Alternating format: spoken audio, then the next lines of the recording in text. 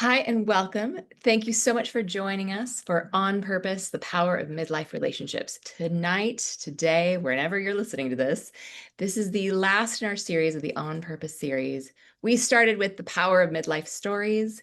We went to the Power of Midlife Energy. We covered the Power of Midlife Values, and today is all about the Power of Midlife Relationships. And we're so excited to get to talk to you about this. Let's kind of warm up our brains and our imaginations with a question. How satisfied are you with your midlife relationships right now? 10 being perfectly satisfied and 1 not satisfied at all. Just think for yourself for a moment. How satisfied am I with my midlife relationships?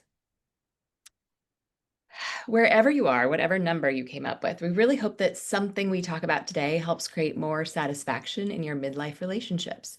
And that's what we're interested in too. We want meaningful midlife relationships.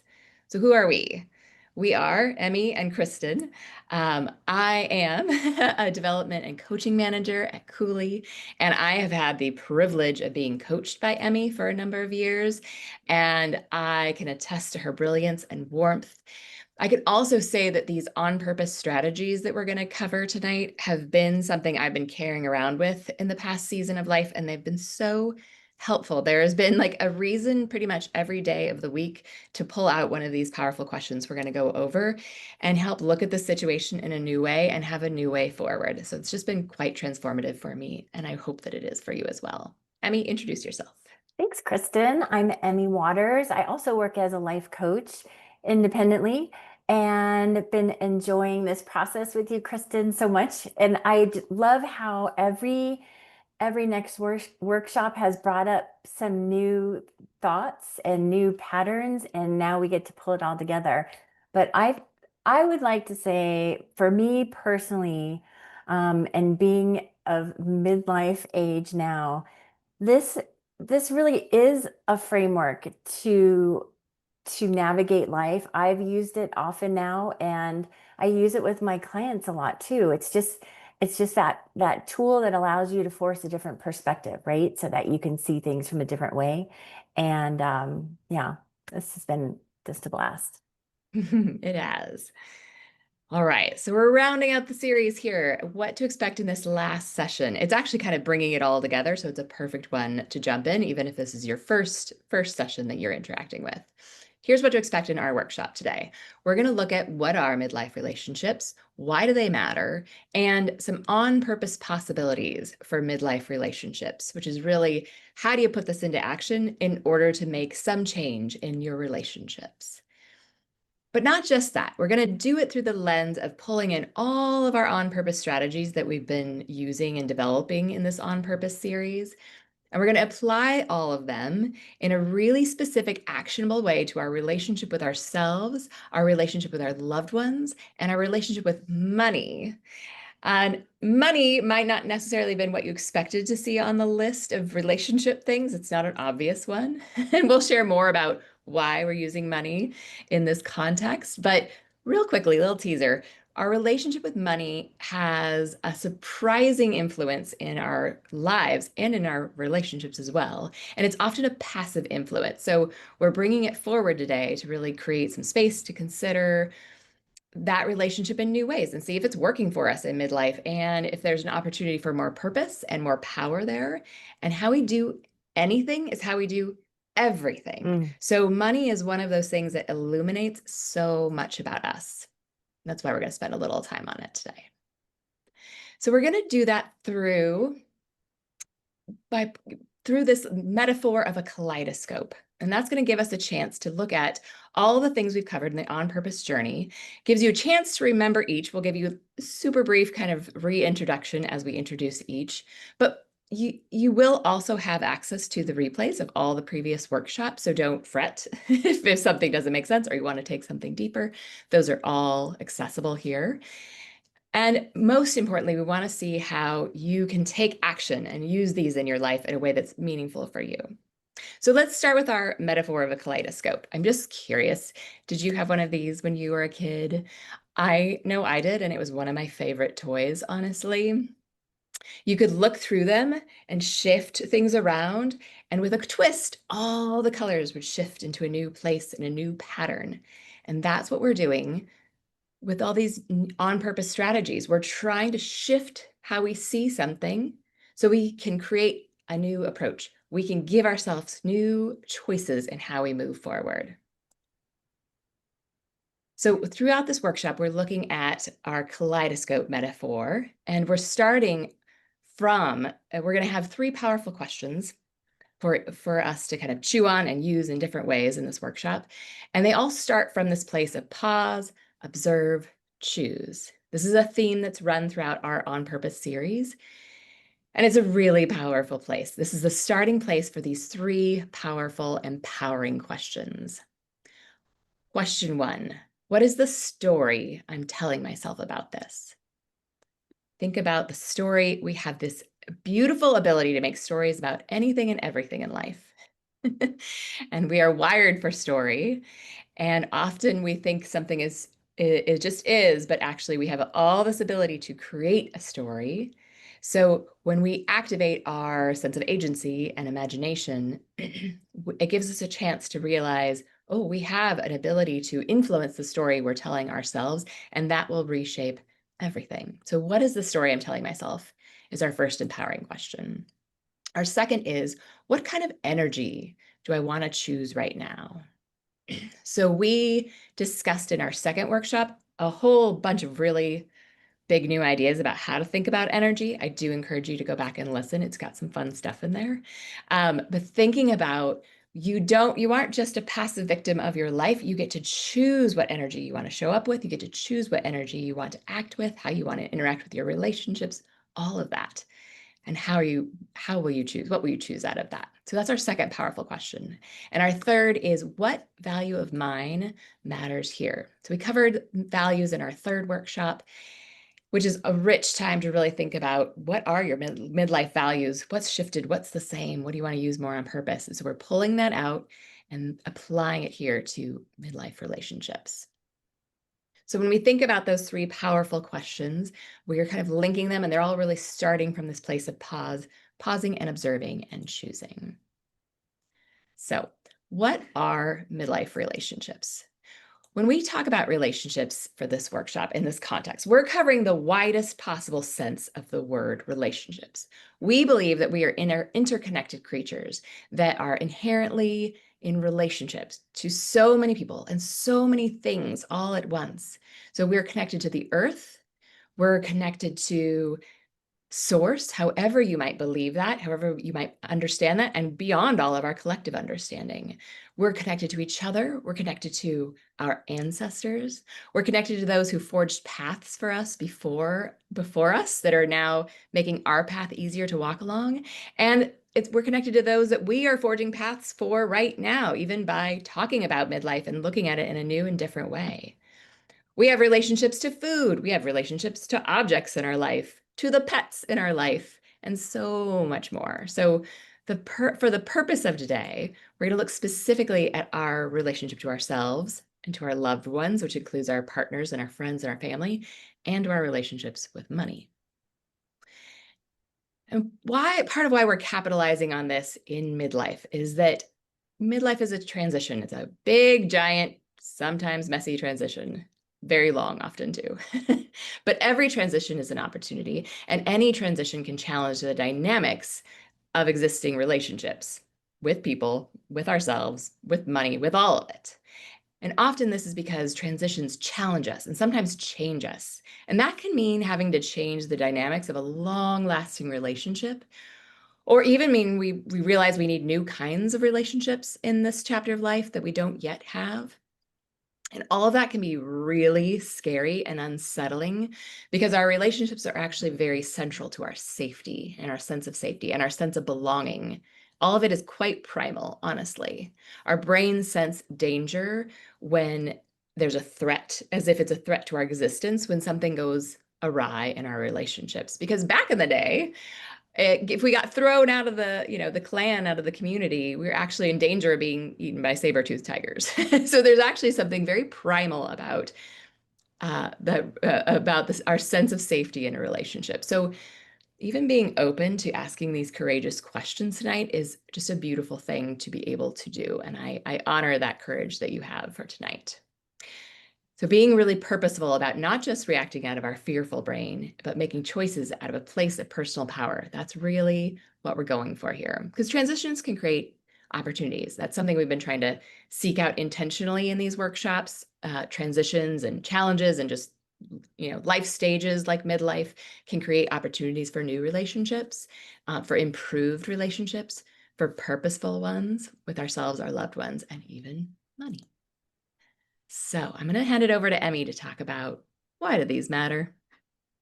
Why do these matter? Like Kristen is saying, at midlife, at this point in our lives, we are in the midst of a lot of transitions.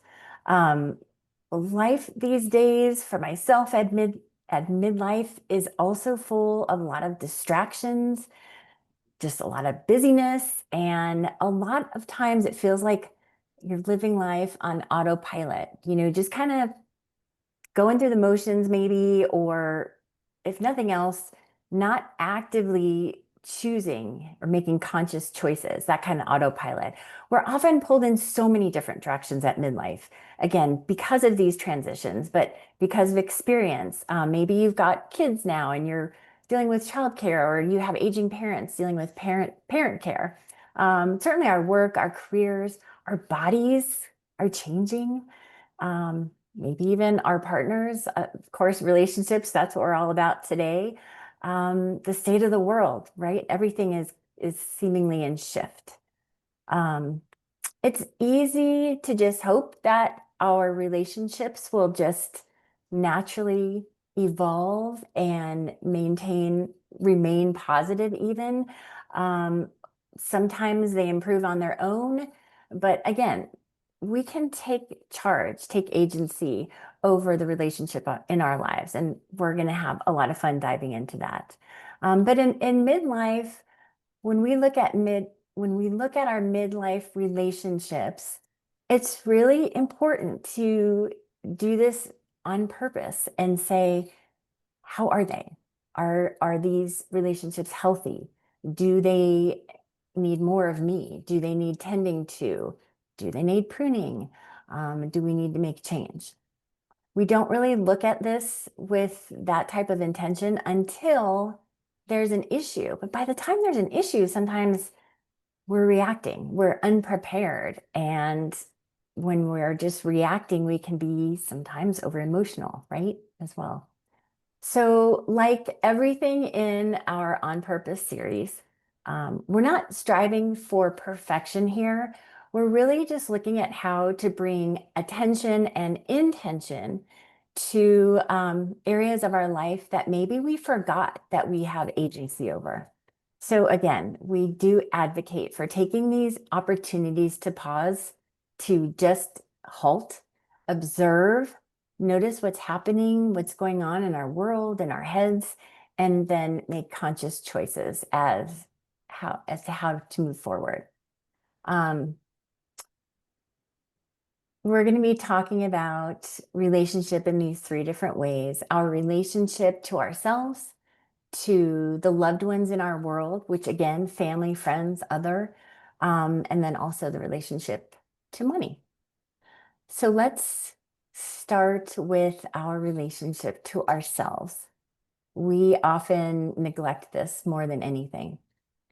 So we talked about a lot of the changes and transitions that occur in midlife.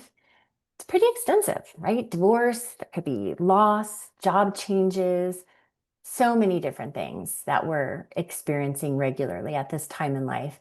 And it could be traumatic. If we continue living on autopilot, reacting, what's going to happen? At a minimum, we could feel out of control, like life is happening to us. And then we can grow resentful, depressed, angry, feel burnt out, any number of very many negative potentials here. So we want to focus on purpose on the relationship we have to ourselves. Remember getting on airplanes that they're always telling us to put our oxygen mask on before we help others. So we just want to remind you, you have permission if you need that to take time for yourself, focus on your relationship to yourself. Because what does that mean, right? My relationship to myself. What am I talking about? Tonight we're talking about the relationship with ourself that would involve how am I feeding myself? How am I taking care of myself? My health, my sleep, my food, my exercise, but also how am I taking care of what's going on between my ears? All those emotions and thoughts. How am I showing up in the world? So tonight is an effort to really put everything together with the filter or this lens, like Kristen explained, of this kaleidoscope, and taking our previous workshops and framework to look through these filters and examine these relationships. So when we take that moment to just pause, you halt. Maybe it's just sitting still for a few moments, or maybe it's a prescribed pause and you take a retreat or you take, an hour in your weekend. But whatever that pause means to you, you do it on purpose with this idea that now I'm going to sit and observe what's going on. I'm going to take a moment to do that. And when you observe, we're talking about this framework of running through these questions that relate to the story and narrative and beliefs we adhere to. What are those beliefs we adhere to? We talk about the energy that we're showing up with, and we observe the values that are important to us and how we are aligned or not aligned in life. So with regard to looking at ourselves, if you were to just take a pause and observe, and let's just take the first of these questions. What is the story that you're telling yourself about you? What are the beliefs you are subscribing to about you? So, really want to invite you to kind of noodle that around. If I were to stop and say, yeah, what is the story I'm telling myself about myself at midnight, at midlife? Thinking about different times in life, it could be, gosh, I just can't get ahead in the world. I just have to work so hard and nothing works out for me, right? That would be a narrative that could be infiltrating different parts of my life. And then that's my observation. The third part of this methodology is that we have agency. I can choose. I could choose to entertain a different perspective, a different set of beliefs or narrative or story. So that's the kind of framework we want to work with tonight. So what is the story you're telling yourself about that relationship to yourself? So next, we widen the lens a little bit. So now we're beyond us. We're talking about what is our relationship like to others. And again, this is why this is relationship to family. This is relationship to your friends. And a lot of us, our friends are our family, right? Relationship to others in your community, whoever shows up for you, whoever is important to you. Let's kind of focus there. So this part is really important. It's not about auditing necessarily these relationships and with this judgmental aspect. It's really about how does this serve us? What's happening? And how do I, again, be present and make conscious choices, not just living out of reaction, not just living on autopilot. Sometimes that means being honest with ourselves about what's working and what's not. And that could be us or others, right? Other times it's simply allowing ourselves to feel good in our relationships too, which can be surprisingly hard at midlife, as we all know. But when we really let the good all the way in, it's so much of a cup refilling move, a power move. And this could bring wonder, joy, and appreciation and infuse even the mundane in life with new meaning. So if I were to look at my relationship with loved ones and I think about the story I have around a particular relationship, the beliefs I have, the energy I show up in, the values, I'm going to get a very different picture. And with that honest observation, my move forward is my choice, my agency. So I encourage you all, again, like we just did, think of one close relationship to right now, a loved one, that's family or friend or other, and ask yourself in terms of energy. And the energy we're talking about goes back to a couple of workshops ago. So let me qualify this again. So if you haven't been participating and hadn't seen that part, that when we are talking about energy, we kind of divide it between certainly different levels of energy. But for simplicity's sake, think about it in terms of constructive versus destructive energy. So anabolic being constructive energy, and we talked about catabolic as destructive energy. So if I ask you to consider what level of energy are you showing up with regard to a particular relationship that you are observing, that might include victim. I don't have a voice in this relationship. That could be like a lower level destructive level of energy. Could be the opposite, right? It could be somebody that's in that caretaking mode and is just fully loving in this relationship. So you're observing the level of energy you're showing up with. And then our next move is to exercise agency. And then that second level question might look something like, well, what level of energy would I like to be showing up with, right?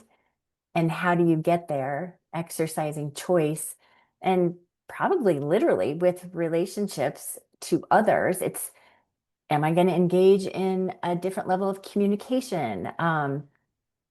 Certainly, like, let's just say even like couples therapy, that would be another choice. But whoops, I fell off my shoe. What level of energy are you showing up with with regard to these relationships to others? Noodle that around, write it down. These are so important. Thank you, Emmy. That's awesome. I just want to invite you. You're welcome to just pause the video at any point and jot down some things if you don't want to lose it, or come back. Some great questions to chew on that Emmy has given us. So let's get our kaleidoscope tool out and think about our relationship with money now. Why? Because money has a funny relationship with a whole lot of things with your life in general, and certainly at midlife as well. Think about how money can have stories. We can have stories around money like nobody's business. We all have invisible scripts that we've been living by around money, things that we've inherited from our family of origin, which were maybe passed down from, their grandparents and their grandparents, and beyond from culture. We just pick up money stories all along our lives, and they have often stuck to us up to this point, and now we get to decide if we would like to stick with them or if we need more empowering money stories. Money stories run really deep. This is a rich field to explore that I invite you to. We're going to give you a bunch of resources after this as well, so you can take this really deep as well if you're at all curious, as was I. Money stories are often something that we are completely unaware of until something goes wrong, honestly. But they are operating on us. They are influencing our choices. They're influencing our feelings about money. They're influencing the ways we save and the way we spend, whether we have a sense of scarcity or whether we have a sense of abundance. So it's very powerful to spend some time figuring out for ourselves, are these really the money stories we want to live by in this chapter of life? Or is there perhaps something that would be more on purpose that we'd like to choose, or even just try and see if it helps at all? We have not just money stories, that's one of our kaleidoscope lenses, but we also have energy around money. Very much so. Our perceptions and beliefs and attitudes and money stories, which is all part of our energy, really has this huge influence of whether we have a constructive or a destructive relationship with money. And we have values that shape how we think of and how we use money. Think about how you save, spend, invest, what you like to give away, how you think of what other people spend their money on. All of that is connected to your values and your values around money.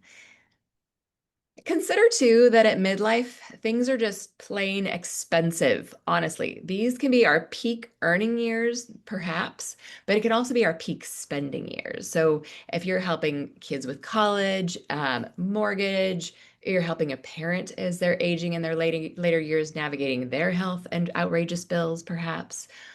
Or if you're just living life in 2025 and suddenly everything feels like it costs twice as much, money is just a big force in our life. It's something that you probably have some interaction with every single day. And you may feel like there isn't as much possibility to change this relationship. It's just going to be one way. But actually, here, what we're doing here in the On Purpose workshop is really thinking about, okay, as you look forward and into this chapter of life and beyond, what would you like your relationship with money to be? Thinking about specifically here at midlife, which is a nice, long, chunky section of life, if we're looking ahead and thinking about next chapters, think about those of us who may be interested in retiring. Retirement is a whole opportunity to have a very different relationship with money where instead of just purely earning, you might just be spending. So this is a really lovely time to take advantage of being thoughtful about how you would like to relate to money, so that it will serve you that much more powerfully now, but also beyond. And if you think about, for those of us who are raising others, this is also a wonderful time to help them make sure they have a money story, a money value, a money energy that is really going to serve them in their lives. Make sure it's working for them instead of against, for you instead of against you. So let's consider our relationship with money through this one empowering question here. What value do I want to choose with money in midlife? And you can take this any direction you want. I would say go with whatever like first hits you. Think about spending or saving or investing or giving away. What value do you want to choose with money in midlife? This might be a value you already hold, that's very dear to you. It's just a new way of applying it when you think about that value in relationship with money. Or perhaps it's a less expressed value that you would like to bring forward in thinking about money right now. So I invite you to take this. You can pause and write notes, or just take this away and chew on it as a question. It's a great big question. As we wrap here, I want to thank you for your courage in being on this journey with us and really exploring these courageous questions with us. We know that they are powerful, and sometimes that can be very unsettling. And I commend your courage, honestly, in looking at midlife in new ways and being willing to take a new look at things. If you find that these questions are bringing up something that feels maybe really, really big, this is a great opportunity to reach out to work with a coach. If it's something that needs some healing around, work with a therapist around that. Reach out to a friend who's someone you can talk to about these kinds of things and ask them these questions. Some great, great tools for you to take from here. Emmy, I want to hand it over to you. Yeah, thanks, Kristen. Yeah. Again, just a reminder of the ground that we've covered in our On Purpose journey and how these replays will live forever, I think forever, on YouTube for you to That's refer plan. back to. And feel free to refer your friends to them as well. But we feel so passionate about this framework. Please always know you have power in your midlife story, your narrative, your beliefs. You have power in your midlife energy choices. You have power with regard to your values and how you want to live them and experience them. And you have power in the application of these in your midlife relationships. Midlife can be your most powerful chapter yet, undoubtedly. Remember to pause however you can find that, observe and choose on purpose, with a purpose. And remember the three valuable questions we posed tonight and use these as tools often. Repeat them. These are at your disposal whenever and wherever, and they don't cost you a cent. In fact, in this bizarro world we are living in right now, these questions and tools can be your, in case of an emergency, break glass multi-purpose tool. I know it. So what's next now? We will be including in our show notes. Are they show notes in the YouTube description? Those notes. Mhm. We'll have extra resources for you that relate to tonight and even previous workshops. Please leave us feedback. It's always helpful for us. And you can reach out to me personally if you are interested in any one-on-one coaching, or if you want to explore these levels of energy in a more personal and purposeful way. And coming soon, more information from more fun stuff from Kristen and I. So be on the lookout for that. Thank you. Thank you so much for participating in this with us. We we really do appreciate you on this journey. For those of us who have been joining us all the way, know that you have brought so much to this experience for Kristen and I, and have been our most valued thought partners. Yeah. Thank you all. Thank you.